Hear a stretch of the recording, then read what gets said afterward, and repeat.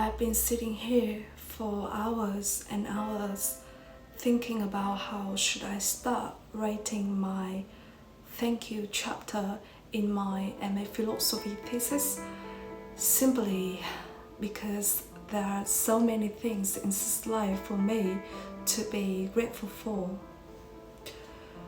During my 28 years of living, I've almost never stopped asking a simple question: who am I?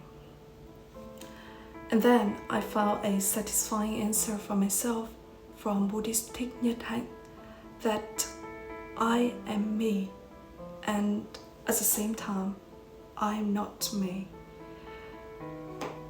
Firstly, I was initially the child of my parents.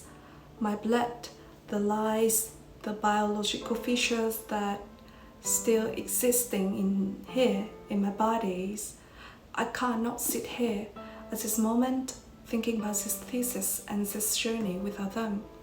So I want to express my very first and deepest gratitude to my parents for giving me a life, a chance to do what I'm doing right now.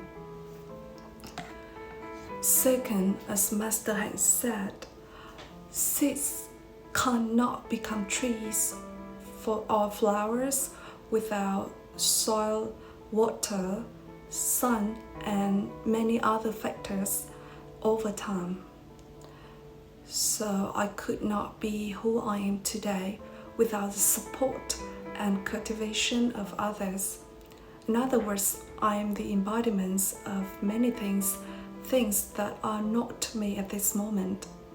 I cannot count them all, but within the limits of this thank you note, I will try to highlight some of individuals, the factors that have made me be me now, which I'm very grateful to talk about. First of all, I would like to thank all of my beloved Vietnamese teachers, since I was a little ignorant girl who did not understand anything about this world, living in one of the poorest provinces of Vietnam. They began to give me an education, leading me to have a passion for academia, rooting me in the hope that one day I could go far away from my small hometown and fly beyond my country to discover different perspectives over the world. Finally, I did that, even though the path was too far from my childhood imagination. I am grateful to all of them who have dedicated their lives to teaching. In particular, I would like to thank Missy Phùng Hạnh, my literature teacher in high school, for always sharing, encouraging, supporting my dream, and always believing in her vision for me. Without her, my early learning journey during those high school years would have been a lot lonelier.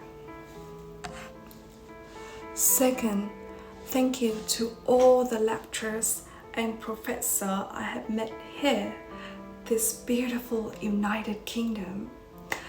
The lovely Dr. James, the handsome Dr. Luca, the wonderful classical Greek Professor Angie Hobbs, those who opened my eyes, opened me up to a whole new academic world. All of them people who are not of the same culture, origin, or background or languages as me. However, they have always supported, respected, and enthusiastically encouraged me to start a new study process. I will cherish not only their knowledge of teaching, but every vivid moment as I listen to them, watch them, and learn from them as part of my fondest memories in Sheffield.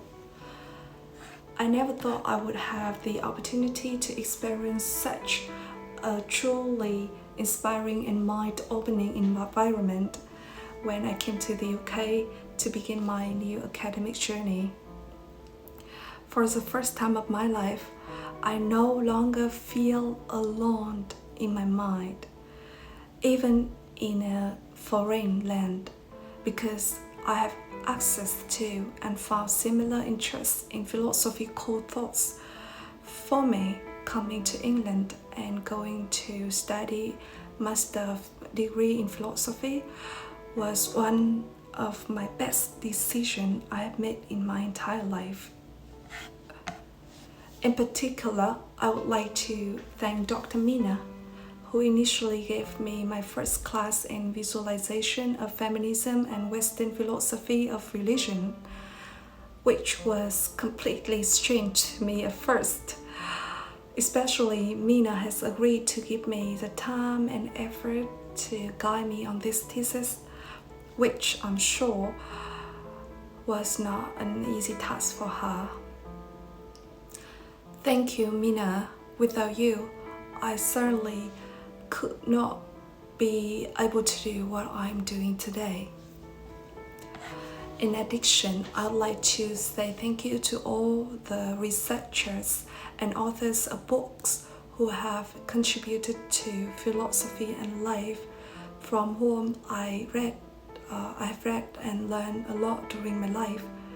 Without their efforts in pursuing philosophy and building a knowledge base for posterity, inspiring me to have motivation in researching philosophical topics, perhaps my thesis would be a zero. So Plato, Confucius, Lao Tzu, Buddha, and countless other extraordinary philosophers, can you all hear my thanks? Third, I would like to thank all my dear friends for always listening to me and sharing with me many aspects of life. Particularly, I would like to thank my special friend of 10 years, Dr. Bùi Quang Huy, who has always acted as a relative of mine. Thank you, because during the past decade, you not only took care of me, but also my family members when I was far away from Vietnam. Without you, my life would be incomplete dream.